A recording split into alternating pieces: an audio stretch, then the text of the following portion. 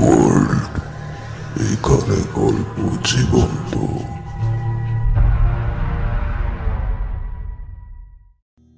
বাংলা ও বিশ্ব সাহিত্যের জানা অজানা বিভিন্ন গল্পের সংমিশ্রণে আমাদের এই প্রতিবেদন। গল্প শুরুর আগে আপনাদের কাছে বিশেষ অনুগ্রহ করে চ্যানেলটি সাবস্ক্রাইব করে নেবেন, কারণ আপনাদের সাপোর্ট ছাড়া পথ চলা খুবই কঠিন। আমাদের আজকের গল্প হেমেন্দ্র কুমার রায়ের সৃষ্টি জয়ন্ত মানিকের গোয়েন্দা গল্প মৃত্যু ফাঁদ। গল্পের পাঠক, গল্পের সূত্রধার জয়ন্ত, মানিক এবং ইন্সপেক্টর গিরীন্দ্রের ভূমিকায় আমি সুমন মিত্র, সুরেনবাবুর ভূমিকায় অভিষেক ব্যানার্জি। শুরু হচ্ছে মৃত্যু ফাঁদ।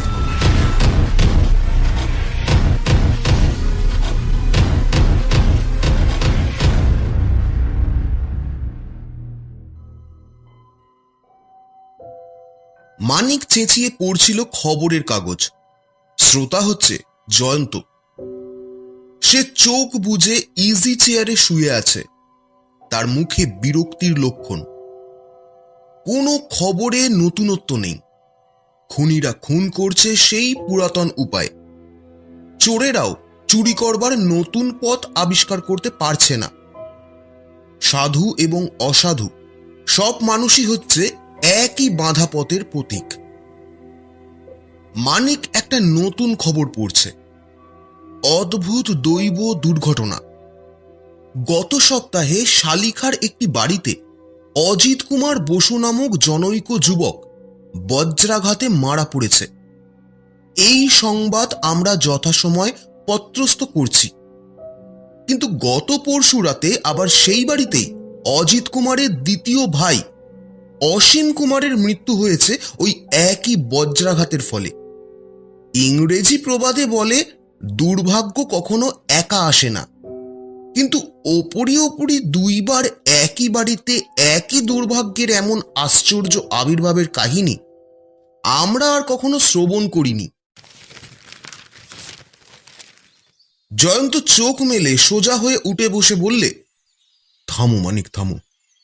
আপাতত আর কোনো খবর পড়ে শোনাতে হবে না।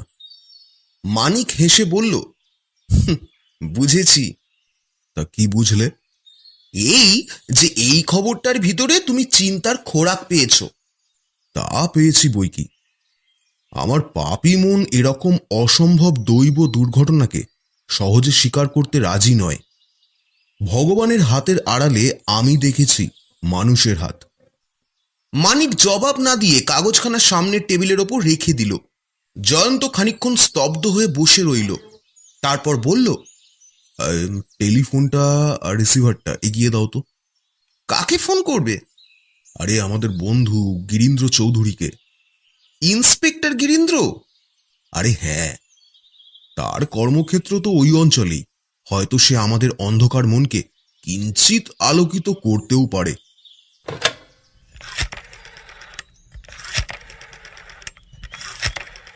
যথাসময় ফোনের মধ্যে জাগ্রত হলো গিরীন্দ্র চৌধুরীর কণ্ঠস্বর। হ্যালো। আরে গিরীন্দ্র, আমি জয়ন্ত বলছি। একই বাড়িতে বজ্রাঘাতে দুই ব্যক্তির মৃত্যু। ঘটনা কি তোমার এলাকায় ঘটেছে? বুঝেছি, মনসা পেয়েছে ধুনোর গন্ধ। তা ঠিক আন্দাজ করেছো ভাই। ঘটনাস্থলে আমাকেও হাজির হতে হচ্ছে বটে, কিন্তু ওই পর্যন্তই। মানে? মনের কোণে উঁকি ঝুঁকি মারছে সন্দেহ, কিন্তু সে সন্দেহ প্রকাশ করবার বা পোষণ করবার উপায় নেই ভাই। কেন? আরে লোক দুটো সত্য সত্যই বজ্র বা বিদ্যুতের আক্রমণে মারা পড়েছে। তাহলে তুমি সন্দেহ করছো কেন? না, ঠিক সন্দেহ নয়, তবে মাঝে মাঝে পাচ্ছি যেন বিপরীত ইঙ্গিত।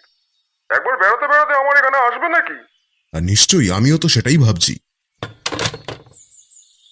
জয়ন্ত ও মানিককে দেখে গিরীন্দ্র বলল, তা প্রথমেই কি তোমরা এক এক পেয়ালা কফি পান করতে চাও? জানো তো আমি চায়ের ভক্ত নই। জয়ন্ত বলল, কফি বা চা কিছুই লাগবে না, আমরা আজ শুধু গল্প শুনতেই এসেছি।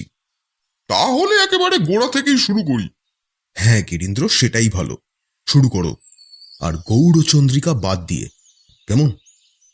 শোনো, আজ 1 বছর হলো অমরনাথ বসু মারা গিয়েছে। তিনি ছিলেন একজন বড় জমিদার, যথেষ্ট স্থাবর ও অস্থাবর সম্পত্তির মালিক। অজিত কুমার, অসীম কুমার আর অমল কুমার হচ্ছে তার 3 ছেলে। ছোট অমল নাবালক, সেকেন্ড ইয়ারে পড়ে। অমরবাবুর একটি মাত্র মেয়ে সুষমা, তার বিবাহ হয়ে গিয়েছে। স্বামীর নাম সুরেন্দ্রনাথ মিত্র। সুষমার শ্বশুরবাড়ি বিদেশে, কিন্তু পিতার মৃত্যুর পর ভাইদের অনুরোধে স্বামীর সঙ্গে বাপের বাড়িতেই বাস করে। এই হচ্ছে গত আর বর্তমান পাত্রপাত্রীদের পরিচয়। প্রথমে অজিত যখন বজ্রাঘাতে মারা পড়ে, ঘটনাটা আমার মনে স্থায়ী রেখাপাত করেনি। ডাক্তার বললে মৃত্যুর কারণ বিদ্যুতের আঘাত। কিন্তু গেল পরশু অসীমও ওইভাবে মারা পড়লে আমার রীতিমতো চমক লেগেছে।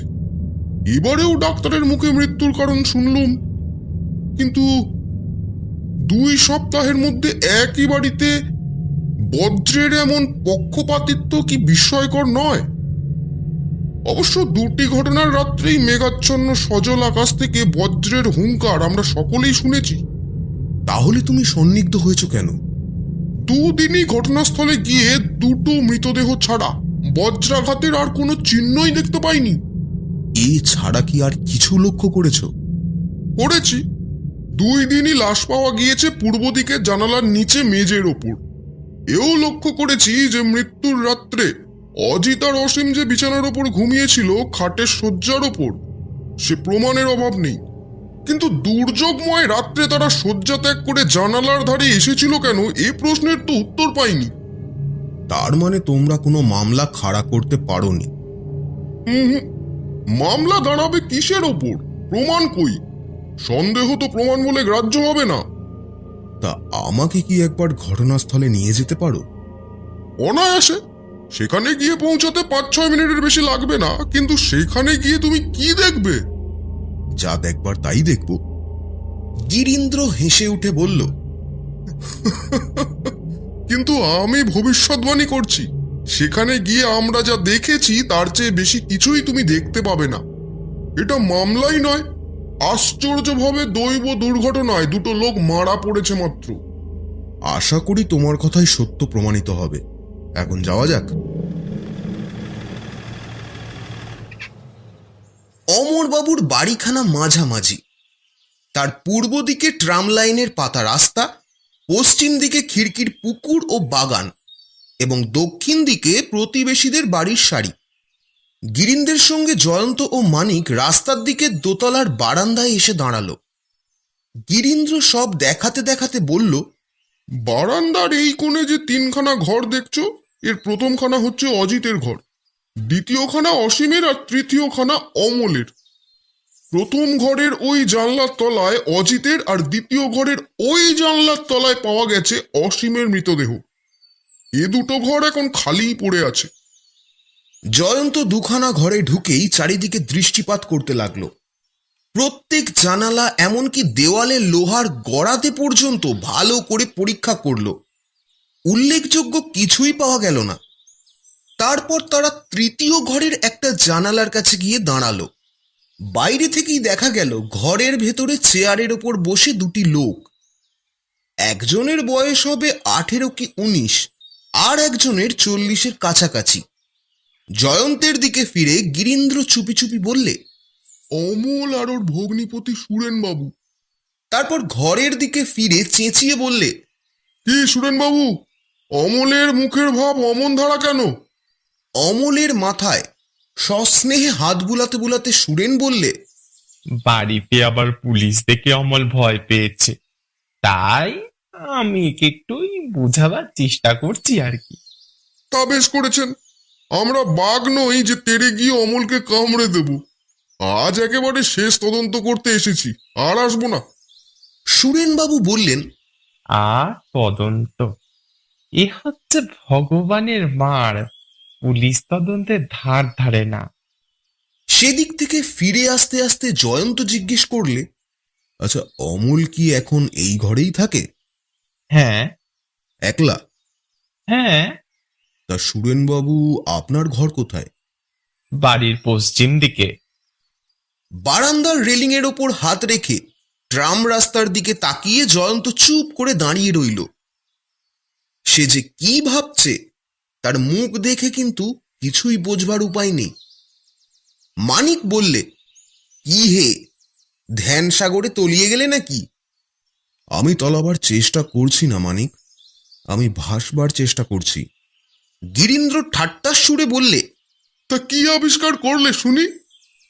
শুনবে, এই বাড়িতে চোর আসতে পারে সহজেই। তাই নাকি?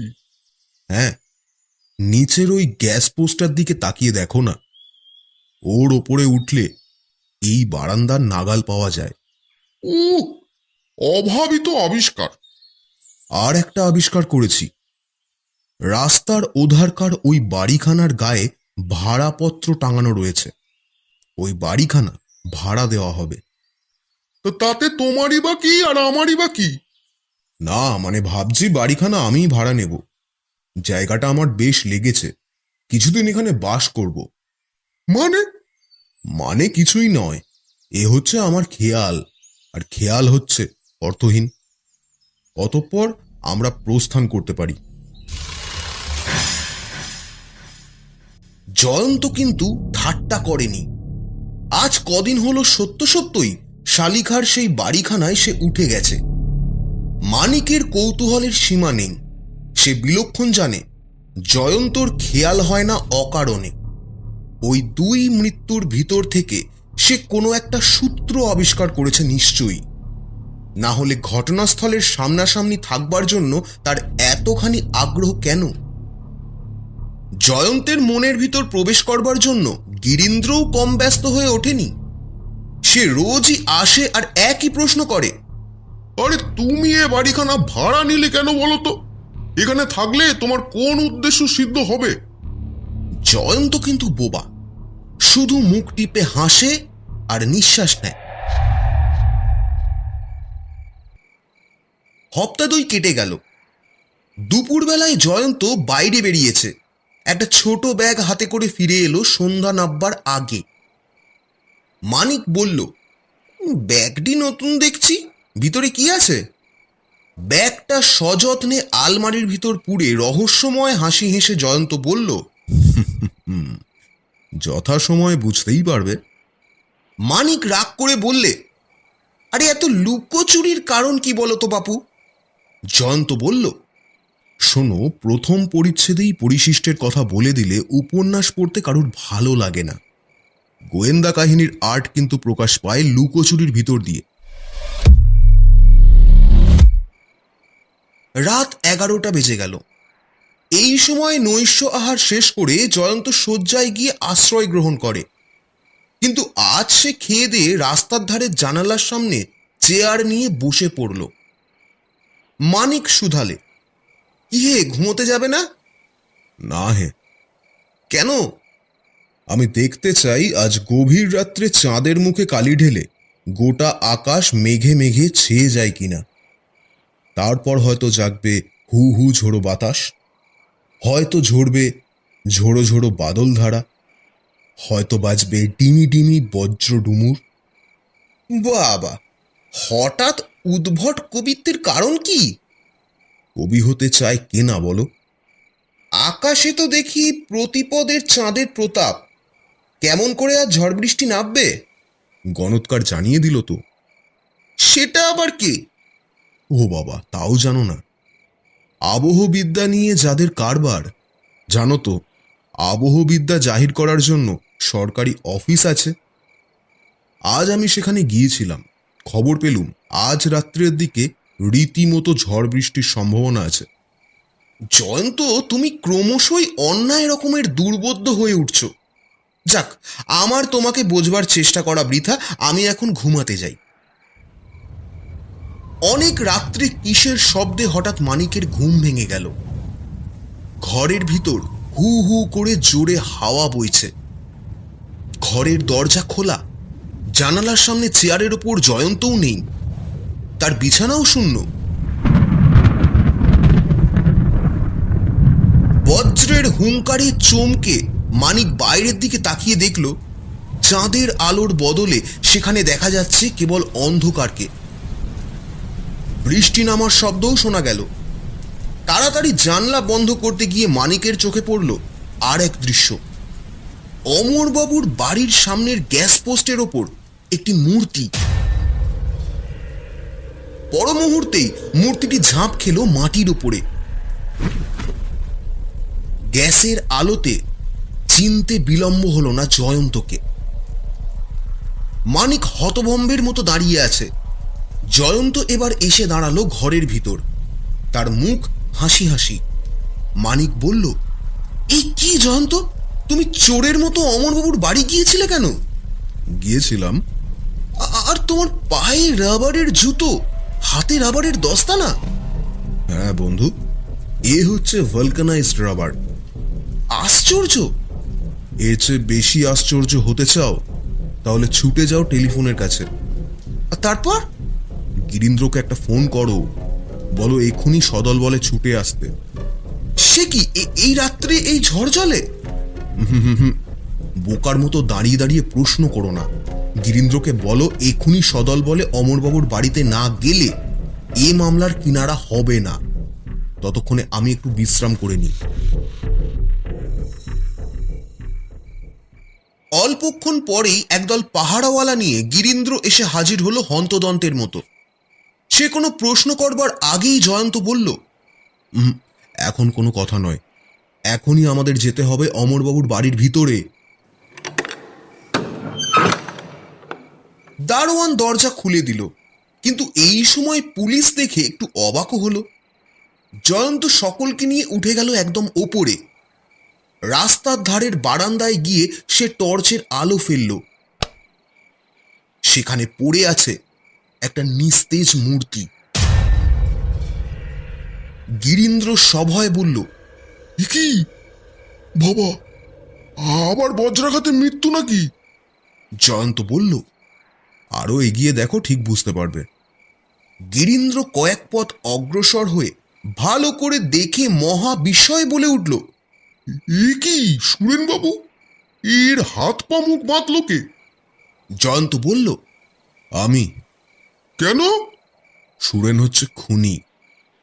খুনি? সুরেনবাবু আবার কাকে খুন করলো? অজিত আর অসীমকে।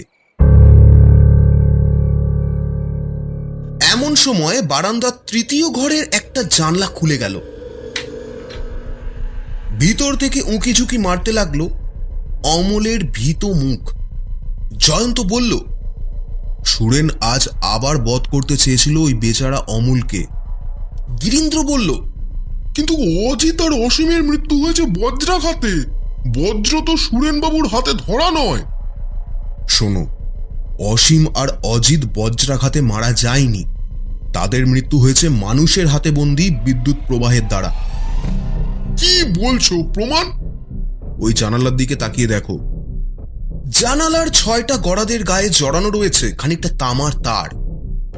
গিরীন্দ্র মাথা চুলকাতে চুলকাতে বলল, আমি তো কিছুই বুঝতে পারছি না। আরে বিদ্যুৎ প্রবাহ সবচেয়ে বেশি জোরে চলে রূপোর ভেতর দিয়ে, তারপর তামার স্থান, তারপর সোনা আর অ্যালুমিনিয়াম প্রভৃতি। বুঝলুম, কিন্তু এই তামার তারের ভিতর দিয়ে বৈদ্যুতিক শক্তি সঞ্চারিত হবে কেমন করে? ওহ গিরীন্দ্র, সামনেই ট্রামের লাইন। মাথার ওপরকার যে মোটা তারের সাহায্যে বৈদ্যুতিক ট্রাম চলে, জানলার এই তামার তারের অন্য প্রান্ত এখনো ঝুলছে তার সঙ্গে সংলগ্ন হয়ে। মাঝখান থেকে তার কেটে দিয়েছি বলে, নইলে এতক্ষণে আমাকেও আর কেউ জীবিত অবস্থায় দেখতে পেতে না। কি ভয়ানক, কি ভয়ানক! কিন্তু এখনো তোমার মনে কিন্তু আছে? তাহলে আরো একটু পরিষ্কার করে বলছি, শোনো। জয়ন্ত বলতে লাগলো, সুরেন হচ্ছে একটি প্রথম শ্রেণীর অতি চালাক শয়তান। মাথা কাটিয়ে নরহত্যার বেশ একটি নতুন উপায় আবিষ্কার করেছিল। কাজ করত এমন একটি রাতে, ঝড় বৃষ্টি বজ্র যেদিন তাকে সাহায্য করবে। এখানে প্রশ্ন উঠতে পারে, কি করে সে মনের মতো রাত্রি নির্বাচন করত? কিন্তু আমি মনে করি আমার মতো সেও কোনো সরকারি আবহবিদদের কাছে আনাগোনা করত। এরূপ অবস্থায় মানুষের পক্ষে কি করা স্বাভাবিক, এ নিয়ে সে মনে মনে প্রচুর আলোচনা করেছিল। গ্রীষ্মপ্রধান দেশের মানুষ আমরা, শয়নগৃহের জানলার পাশেই আমরা শয্যা গ্রহণ করি। রাত্রে যদি হঠাৎ বৃষ্টি আসে আমাদের ঘুম ভেঙে যায়। তারপর বৃষ্টির হাত থেকে আত্মরক্ষার জন্য ঘুম জড়ানো চোখেই আমরা জানলাগুলো দুমদাম শব্দে বন্ধ করে দিই। আমাদের এই অভ্যেসের ওপরেই নির্ভর করে সুরেন আপাতত চমৎকার ফাঁদ পেতেছে। খানিকটা তামার তার সে এমনভাবে জানালার গরাদগুলোর সঙ্গে জড়িয়ে রাখত যে জানালা বন্ধ করতে গেলেই সেই তার স্পর্শ ছাড়া বন্ধ করার উপায় নেই। তামার তারের অন্য প্রান্ত সে নিক্ষেপ করত বৈদ্যুতিক শক্তিতে জীবন্ত ট্রামের তারের ওপর। ঝড়ে জলে বৃষ্টিতে জানালার তার আরো জীবন্ত হয়ে উঠত। তখন তাকে ছুঁলেই মৃত্যু অনিবার্য। তারপর যথাসময়ে সুরেন আবার এসে নিজের অপকীর্তির গুপ্ত চিহ্নগুলো বিলুপ্ত করে দিত। আমার দৃঢ় বিশ্বাস, বিপজ্জনক মৃত্যুতে এমনভাবে খেলা করবার সময় আমার মতো সুরেনও ব্যবহার করত ভালকানাইজ রাবারের জুতো ও দস্তানা। ফলে বৈদ্যুতিক শক্তি তাকে আক্রমণ করতে পারত না। সুরেন এটাও হয়তো অনুমান করেছিল যে একই বাড়িতে একইভাবে উপরি উপরি 3 জন লোক মারা পড়লে পুলিশের সন্দেহের সীমা থাকবে না। কিন্তু এটাও তার অজানা ছিল না যে আসল রহস্য আবিষ্কার করতে না পারলে যে কোনো সন্দেহই পঙ্গু হয়ে থাকবে, কারণ সন্দেহ ও প্রমাণ এক কথা নয়। কিন্তু সুরেন অতি চালাক কিনা, তার চক্রান্ত বোঝবার মতন লোক যে পৃথিবীতে থাকতে পারে এটা সে ধারণায় আনতে পারেনি। এটাই হচ্ছে অতি চালাকের দুর্বলতা। একই বাড়িতে উপরি উপরি 2 ব্যক্তির বজ্রাঘাতে মৃত্যু, অথচ ঘরে বজ্রাঘাতের কোনো চিহ্ন নেই এবং মৃত ব্যক্তিকে পাওয়া যায় ঠিক জানালার ধারেই। এইসব অস্বাভাবিক ব্যাপার দেখেই আমি বুঝতে পেরেছিলাম এর মধ্যে হত্যাকারীর হাতের সন্ধান। তারপর বারান্দায় দাঁড়িয়ে জীবন্ত তারের দিকে তাকিয়ে থাকতেই আমার মনে ফুটে উঠল সন্দেহের ভীষণ ইঙ্গিত। তারপর হত্যার উদ্দেশ্য খুঁজে পেতে বিলম্ব হল না। অমরবাবুর 3 পুত্রের অবর্তমান সম্পত্তির মালিক হবে তার কন্যা এবং সুরেন হচ্ছে সেই কন্যার স্বামী। ঘটনাস্থলের ওপর পাহারা দেবার জন্যই আমি সামনের বাড়িখানা ভাড়া নিয়েছিলাম।